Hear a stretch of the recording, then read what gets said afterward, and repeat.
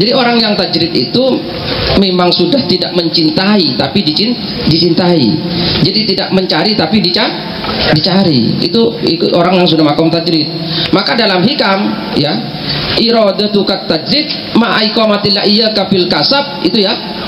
Itu apa?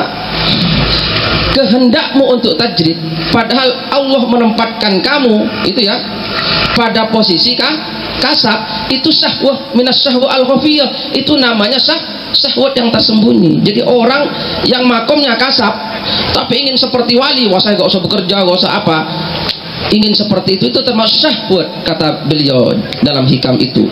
Sebaliknya wa iradatukal kasab itu ya, kamu ingin kasab ma'iqamatil iyyaka fit tajrid, padahal Allah memposisikan kamu pada makom tajrid itu ya, inhitatun minal himmatil aliyah, berarti kamu mau turun dari kedudukan yang tinggi. Jadi orang itu memang punya kedudukan masing-masing gitu ya.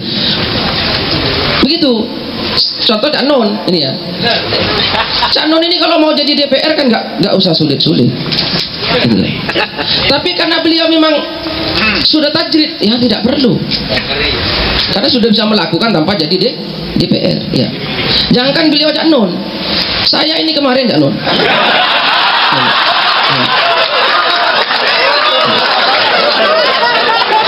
Saya itu ada yang datang ke tempat saya, asalkan mau jadi caleg pusat ini ya, uang saya siapkan, suara saya siapkan, yang penting nama saya ditaruh.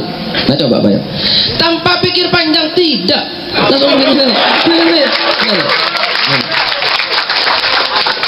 Loh, ini kan sementara ada orang yang menyuap-nyuap yang begini-begini gitu ya, untuk bisa dijadikan caleg. Saya itu kan langsung tidak. Loh kenapa? Ya tidak. Gitu ya. Nah istri saya kenapa nggak diterima? Nah ini itu makomnya beda.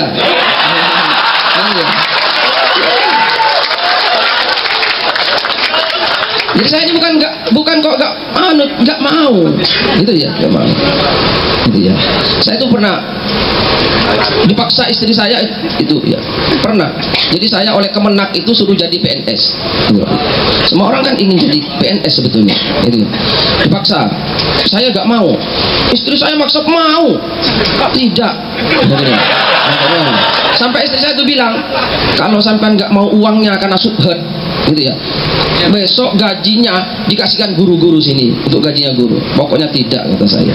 Akhirnya waktu tes itu saya dipaksa, saya sudah tidur di rumah, dibangun berangkat suruh tes PNS. Akhirnya saya berangkat tes PNS itu jam 9 sampai di lokasi jam 10, gitu ya. Semua sudah mengerjakan, saya tak kerjakan soal itu 15 menit karena biar gak diterima, gitu ya. Semua yang lain belum pulang, saya suruh pulang. Oh sudah selesai. Nah, begitu pengumuman saya itu diterima. Nah, coba. Jadi kan aneh. Sementara orang lain harus nyuap-nyuap, harus mengerjakan berjam-jam, saya itu 15 menit diterima. Bingung tuh, kok diterima? Kalau saya ingin nggak diterima. Nah akhirnya ya sudah. Nah ini ya itu tadi. Itu ya. Nah terus akhirnya apa? Saya dipanggil untuk melengkapi berkas. Nggak saya datang-datangi. Hanya saya didatangi. Gimana saya mau nggak nyerah-nyerah? Saya kan nggak mau.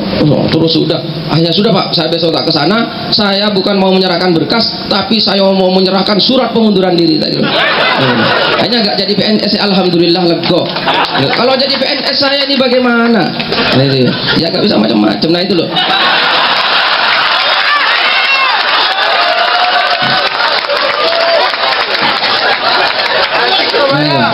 Mau kawin lagi harus izin atasan, kan repot.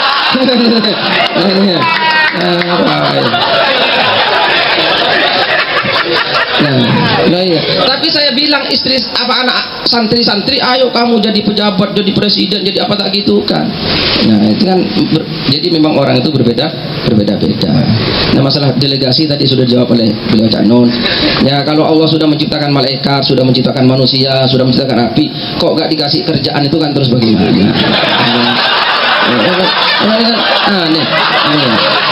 Ya kan? Ya dikasih kerjaan, oh sudah diciptakan, ini kamu kerjanya ini, ya begitu. Masa sudah menciptakan menang saja ya kerjaan oleh Allah.